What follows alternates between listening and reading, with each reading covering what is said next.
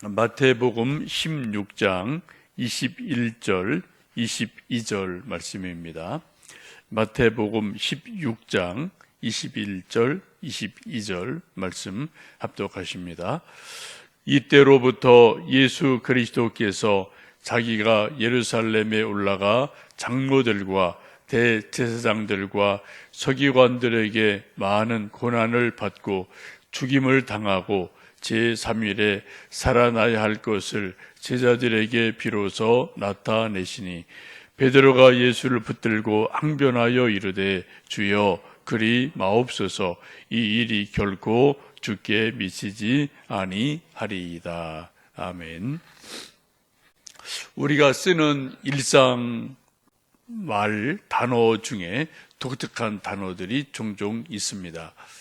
성경에도 그러한 독특한 단어들이 종종 있죠. 어떤 접속사나 부사 이런 것들이 단어 하나가 들어가면서 내용이 확 살아나고 또 내용이 정반대의 내용으로 전개되고 이런 일들이 종종 있습니다.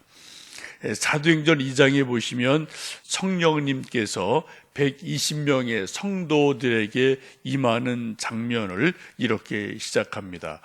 호련히 하늘로부터 급하고 강한 바람 같은 소리가 있어 그들이 앉은 온 집에 가득하더니, 호련히라는 단어로 시작을 하죠.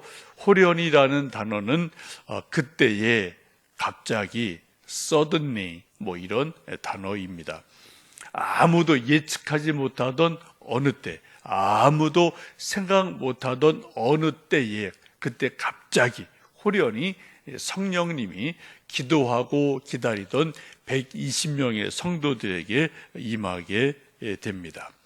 이 호련이라는 의미는 사람이 계획한 시간이 아니죠. 사람이 스케줄을 잡은 때가 아닙니다. 하나님이 전적으로, 하나님이 주권적으로 역사하시는 어떠한 시간, 어떠한 때, 하나님의 시간, 소위 카이로스 이런 것을 의미할 때 호련히라는 이 단어를 성경에서 종종 쓰고 있습니다. 우리도 인생을 살고 기도응답을 받고 하나님이 큰 기적을 체험하고 또 하나님의 크나큰 사랑을 경험한 때가 종종 있는데 그때를 돌아보면은 호련히라는 단어를 쓸 때가 많습니다. 저도 저 개인적인 인생을 쭉 돌아보면은 제 스케줄대로 된 일도 있지만 중요한 많은 일들은 제 스케줄이나 시간표대로 되기보다는 호련히 갑자기 된 일들이 훨씬 더 많이 있습니다. 캐나다 유학을 가게 된 것, 결혼한 것, 애들 문제로 큰 어떤 일들이 결정되고 왔다 갔다 할 때, 교회 개척할 때, 이런 여러 가지 일들도 보면은 호련히 갑자기 된 일이 훨씬 많이 있음을 돌아보게 됩니다. 오늘 함께 읽으셨던 말씀 마태복음 16장 21절에 보시면은 중요한 부사 하나가 나오는데 끝부분에 보시면은 제자들에게 비로소 나타내시니라는 비로소라는 단어를 보게 됩니다. 이 비로소라는 단어는 부사라고 하죠. 이건 한 시점을 기준으로 그 전까지는 이루어지지 않았던 어떤 사건이나 어떤 일들이 이루어져서 확 변화의 일이 일어난 어떤 시점, 이런 것을 나타낼 때 비로소라는 단어를 우리가 일상 대화 중에도 쓰죠. 예를 들면 어떤 사고가 나서 아들 소식이 막 궁금했는데 아들이 무사하다는 소식을 전해 듣자 비로소 어머니의 굳은 얼굴이 환하게 펴졌습니다 라고 말할 때 비로소 이런 단어를 쓰고 또 이제 뉴스에서 가끔 우리가 볼 수 있죠. 비로소는 아주 중요한 시기, 때, 계기 이런 것을 나타낼 때 쓰는 부사입니다. 예를 들면 죽을 병이 걸려야 비로소 의사가 중요한 줄 알았다. 집 나가서 고생을 하더니 비로소 집 귀한 줄을 알았다. 뭐 이런 말로 쓸 수가 있죠. 누가복음 15장에 보시면 집을 나간 둘째 아들 탕자가 소개되는데 그 말씀도 그렇게 있습니다. 재물을 다 없앤 후에 그 나라에 크게 흉년이 들자 그가 비로소 궁핍한지라 아버지와 집을 생각했더라라고 말씀해요. 비로소 어떤 큰 어려움을 당하고 나자 비로소 집이 생각이 나고 아버지가 생각이 나고 내 아버지 집에는 먹을 것이 얼마나 많은가라고 생각하고 아버지 집으로 돌아가자 생각을 하게 되죠. 오늘 말씀을 보시면 예수님께서 베드로가 주는 그리스도시요 살아계신 하나님의 아들이십니다 라는 위대한 신앙 고백을 하자 그 고백을 듣고 예수님이 비로소 중요한 비밀을 말씀을 하십니다. 무슨 비밀입니까? 이때로부터 예수 그리스도께서 자기가 예루살렘에 올라가 장로들과 대제사장들과 서기관들에게 많은 고난을 받고 죽임을 당하고 제3일에 살아나야 할 것을 제자들에게 비로소 나타내셨다라고 말씀합니다. 베드로의 중요한 신앙 고백이 있죠. 주는 그리스도시요 살아계신 하나님의 아들이십니다. 베드로를 칭찬하십니다. 천국 열쇠를 주십니다. 이 신앙 고백이 있고 나서 이때로부터 예수님이 속마음을 비로소 제자들에게 보여주십니다. 속마음이 뭔가요? 이제 곧 내가 머지않아 예루살렘에 올라갈 거다. 올라가면은 장로들, 서기관들, 바리새인들, 사두개인들 이런 사람들이 다 합심해서 나를 죽일 거다. 그럼 내가 3일 동안 무덤에 있다가 또 3일 만에 부활할 것이다 라는 예수님의 십자가의 죽으심과 부활하심에 대한 놀라운 비밀을 이때 비로소 말씀을 하십니다. 이전까지는 그런 말씀을 한 번도 하신 적이 없어요. 이런 반구가 없었어요. 예수님 마음에 그 생각이 늘 있죠. 예수님 마지막이 십자가 죽으심이기 때문에 늘 그것을 생각하고 계시지만은 그 말씀을 제자들에게 그전까지는 전혀 입도 뻥끗하지 않으시고 이야기하지 않으셨습니다. 왜요? 제자들이 알아들을 수 있는 믿음이 없기 때문에 기다리고 계시다가 베드로의 신앙 고백을 듣고 그때 비로소 예수님의 말씀을 하십니다. 우리 젊은 남녀들이 이제 아들, 딸들이 연애를 하고 데이트를 하고 서로 사랑이 이제 익어가고 사랑을 고백하면 이제 결혼합시다. 이제 그런 말을 하죠. 그때 비로소 전세를 살까, 집을 어디로 갈까, 혹은 뭐 무슨 동으로 집을 살까, 또 농사할 때 보르네오 농을 살까, 자개 농을 살까, 이런 거를 그때 비로소 얘기하는 거죠. 사랑의 고백이 없는데 집 어디 살까요? 전세 어디 얻을까요? 농은 뭐 자개농 할까요? 보르네오 할까요? 이런 말 하면은 잘못하면은 뺨 맞을 수가 있어요. 그죠? 그래서 사랑의 고백이 있고 난 다음에 비로소 이제 그 다음에 일들이 이야기가 되어지죠.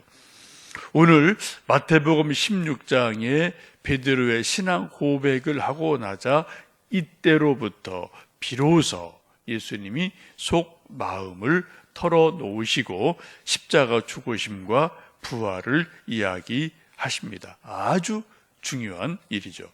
여러분도 친구들 만나서 또 가족들 만나서 이런저런 이야기하다가 뭐 쉽게 속에 있는 마음 턱 꺼냈다가 서로 좀 마음이 안 맞아서 좀 여러 가지 갈등한 일이 있어요. 그래 부모님들도 아들, 딸들에게 정말 깊이 있는 속마음을 털어놓으려면은 어떤 아이들의 반응을 보고 그 때를 보고 비로소 그때 속마음을 얘기하실 때가 있습니다. 우리 조선시대 보면은 이제 왕을 쫓아내는 쿠데타가 몇 번 있었죠. 연산군, 광해군, 단종고사는 이제 실패를 했습니다만 이런 몇 번 이게 좀 일들이 있었어요. 근데 이 쿠데타를 일으키려면 주동하는 이제 몇 사람이 아니면 두세 사람이 다 핵심이 멤버가 모여서 이제 서로 은밀하게 연산군 저거 쫓아내자 이런 계획을 하고 마음에 이제 다짐을 하죠. 이때 혼자 할 수 없으니까 동지들을 이제 규합을 해야 됩니다. 그래서 대충 봐서 이 사람은 좀 우리 편일 것 같다. 이 사람도 힘이 있다. 군사 모을 수 있다. 이런 사람들이 이렇게 좀 생각이 되면은 이제 친구들을 만나러 이리저리 다닙니다. 이제 밤에 그 친구 집에 찾아가서 술잔을 기울이고 술 한 잔 먹고 서로 술 따라주고 술이 거나하게 취하면 이제 찾아간 친구가 연산군 아주 이거 나쁜 놈입니다. 이런 왕은 우리나라에 있어서는 안 될 것 같아요. 하고 막 연산군을 욕하면은 이제 그쪽 집주인이 그 말을 듣고 술이 거나하게 취해서 맞아요. 이 연산군 이놈 이거 나쁜 놈이죠. 이거 쫓아내야 됩니다. 라고 이제 막 속마음을 얘기하면은 그때 비로소 우리 같이 일합시다. 우리 동지가 됩시다. 우리 쿠데타 합시다. 라고 이제 그때 비로소 확인을 하고 이제 좀 속 비밀을 이야기를 하죠. 근데 그 사람이 술 취해서 이제 막 이런저런 얘기하고 왕을 욕하다가 그러는데 갑자기 주인이 정색하고 그래도 왕은 왕이죠. 우리가 어떻게 왕을 욕할 수 있겠습니까? 좋으나 싫으나 그래도 왕은 왕이지 않습니까? 라고 말하면은 이 찾아갔던 친구가 이 사람은 마음이 없구나. 이제 확인하면 어떻게 해야 돼요? 제가 술 취해서 좀 술기운에 실언했습니다. 이거 술기운에 내가 좀 안 할 말했는데 그냥 없던 걸로 합시다. 하고 그냥 덮어놓고 나오야지.